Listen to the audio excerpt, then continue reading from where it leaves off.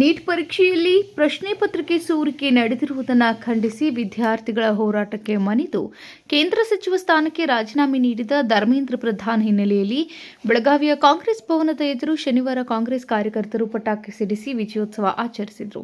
Neat ಪರೀಕ್ಷೆಯಲ್ಲಿ ಪ್ರಶ್ನೆ ಪತ್ರಿಕೆ ಸೋರಿಕೆಯಾಗಿರುವುದನ್ನು ನಿರ್ಲಕ್ಷ್ಯ ಮಾಡಿದ್ದ ಕೇಂದ್ರ ಸರ್ಕಾರ ವಿದ್ಯಾರ್ಥಿಗಳಿಗೆ ಅನ್ಯಾಯ ಮಾಡಿತ್ತು.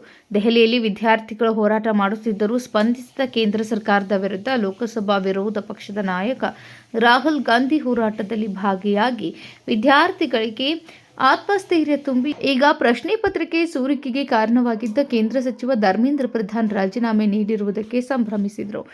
ಇವತ್ತ ಅತಿ ಖುಷಿಯಾಗಿದ್ದ ದಿನ. ಇವತ್ತ ಯುವಕರು ಹಾಗೂ ಏನು ಸ್ಟೂಡೆಂಟ್ ಇದ್ದಾರೆ ಅವ್ರಿಗೆ ಜಯ ಸಿಕ್ಕಿದೆ. ನಾನು ಅವ್ರು ಏನು ಹೋರಾಟ ಮಾಡ್ತಾ ಇದ್ರು ಎಲ್ಲ ಯುವಕರು ಎಲ್ಲ ಏನು ಸ್ಟೂಡೆಂಟ್ ಇದ್ದಾರೆ ಅವ್ರಿಗೆ ನಾನು ಧನ್ಯವಾದನ ಹೇಳ್ತೀನಿ. ಎಷ್ಟೋ ಕಷ್ಟ ಕೂಡ ಬಂದ್ರೆ ಬಡಿಸ್ಕೊಂಡ್ರು, ಆ ತನ್ನ ಜೀವಕ್ಕೂ ಕೂಡ ಹಾನಿ ಮಾಡ್ಕೊಂಡ್ರು. ಅದು ದಟ್ಟಿ ನಿಂತಿದ್ದಕ್ಕೆ ಇವತ್ತು ಸತ್ಯಮೇ ವಿಜಯತೆ, ಸತ್ಯಗೆ ಇವತ್ತು ನ್ಯಾಯ ಸಿಕ್ಕಿದೆ ಅಂತ ನಾನು ಹೇಳ್ತಾ ಇದ್ದೀನಿ.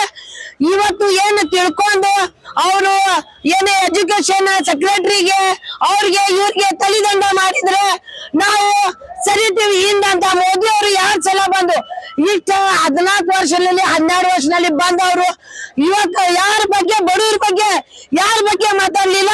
ಇವತ್ತು ಹೆಮ್ಮೆ ಇದೆ ನಮ್ಮ ದೇಶದ ಇಷ್ಟು ಯುವಕರು ಜೊತೆಗೆ ನಿಂತಿದ್ದ ನಮ್ಮ ರಾಹುಲ್ ಗಾಂಧಿ ಅವರಿಗೆ ಒಂದು ದೊಡ್ಡ ನಮಸ್ಕಾರ ಅಂತ ಹೇಳ್ತೀನಿ ನಾನು. ಯಾಕಂದ್ರೆ ಅವ್ರು ಇಷ್ಟು ಕಷ್ಟ ಮಾಡಿ ಯುವಕರಿಗೆ ಶಕ್ತಿ ತುಂಬಿದ್ರು. ಏನು ಸ್ಟೂಡೆಂಟ್ ಇದ್ದಾರೆ ಬಿಟ್ಟ ನಿಂತಿದ್ದಾರೆ. ಮೋದಿ ಅವರೇ ಇನ್ ಮೇಲೆ ನಿಮ್ ಕಾಲ್ ಹೋಯ್ತು ಅಚ್ಚೇ ದಿನ ಅಂತಿದ್ರೆ ಇವಾಗ ಅಚ್ಚೇ ದಿನ ಬಡವರು ಸ್ಟೂಡೆಂಟ್ ಸತ್ಯಮೇ ವಿಜಯತೆ, ಸತ್ಯ ಕೇಳೋರ್ದು ದೂಸ ಅಂತ ಹೇಳಲಿಕ್ಕೆ ಬಯಸ್ತಾ ಇದ್ದೀನಿ. ನಿಮ್ಗೆ ತಕ್ಕ ಪಾಠ ಕೊಟ್ಟಿದ್ದಾರೆ. ಬರುವ ದಿನದಲ್ಲಿ ಇವಾಗ ಈಗೇನು ಸ್ಟೂಡೆಂಟ್ ಇದ್ದಾರೆ ಬರುವ ಸ್ಟೂಡೆಂಟ್ ಬರುವ ದಿನದಲ್ಲಿ ಕಲಿಯೋರಿಗೆ ಒಂದು ಇತಿಹಾಸನ ರಚನೆ ಮಾಡಿದ್ದಾರೆ. ಅದಕ್ಕೆ ಏನು ರಾಜೀನಾಮೆ ಕೊಡ್ಸಿದ್ರ ಅದಕ್ಕೆ ತುಂಬಾ ತುಂಬಾ ಧನ್ಯವಾದಗಳು.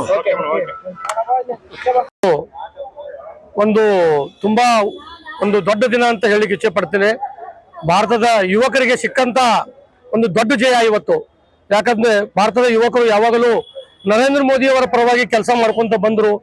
ಆದ್ರೆ ನರೇಂದ್ರ ಮೋದಿ ಅವರು ಇವತ್ತು ಜಂತರ್ ಮಂತರದಲ್ಲಿ ತಮಗೆ ಏನಾಯ್ತು ಅಂತ ತಮ್ಗೆ ಗೊತ್ತಿದೆ. ಇವತ್ತು ಮುಗ್ಧ ಯುವಕರನ್ನ ಅಲ್ಲಿ ಪೊಲೀಸರು RSS ಗುಂಡಾಗಳು ಎಲ್ಲರೂ ಕುಡ್ಕೊಂಡು ಹಿಗ್ಗಾಮುಗ್ಗ ಹೊಡೆದು ಅದರಲ್ಲಿ ಅವ್ರನ್ನ ಸಾಕಷ್ಟು ಘಾಸಿಗೊಳಿಸಿದ್ರು. ನರೇಂದ್ರ ಮೋದಿ ಅವರು ಇವತ್ತೇನು ನಿರ್ಧಾರವನ್ನು ಧರ್ಮೇಂದ್ರ ಪ್ರಧಾನ್ ಅವರನ್ನ ಇಳಿಸುವಂತ ನಿರ್ಧಾರ ಇವತ್ತೇನು ಕೈಗೊಂಡಿದ್ದಾರೆ, ಇದನ್ನ 20-25 ದಿವಸ ಹಿಂದೆ ಕೈಗೊಂಡಿದ್ರ ಇಷ್ಟು ಅನ್ಯಾಯ ಅತ್ಯಾಚಾರ ಆಗ್ತಿರಲ್ಲ ಅಂತ ನಾನು ಭಾವಿಸ್ತೇನೆ. ಅದಕ್ಕೆ ಇನ್ನು ಮುಂದೆ ಭಾರತ ದೇಶದ ರಾಜಕೀಯ ಚಿತ್ರಣ ಬದಲಾಗ್ತದ.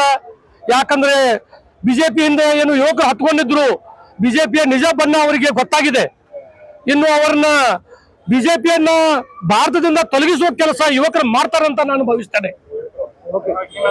ಈ ಸಂದರ್ಭದಲ್ಲಿ ಆಯಿಷಾ ಸನದಿ, ರಾಜಾ ಕಾಸಿಂ, ಅಡಿವೇಶ್ ಇಟಗಿ ಸೇರಿದಂತೆ ಇನ್ನಿತರರು ಉಪಸ್ಥಿತರಿದ್ದರು. Rajashekhar Hiremath, KMM news, Belagavi.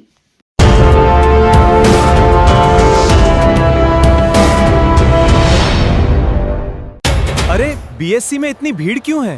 ये भीड़ तो कुछ भी नहीं, असली भीड़ तो अब शुरू होगी। 26 जुलाई से ऑफर है एक्सक्लूसिवली फ्रेश न्यू स्टॉक पर। Saris, ladies wear, men's wear, kids where, इतना सारा फ्रेश न्यू स्टॉक। हर कलेक्शन एक से बढ़कर एक। तो आप भी आइए और शॉपिंग का मजा लीजिए। BSc double discount, double deal, double खुशी, इसीलिए तो BSc। BSc's biggest sale. BSc double discount, double deal, double खुशी।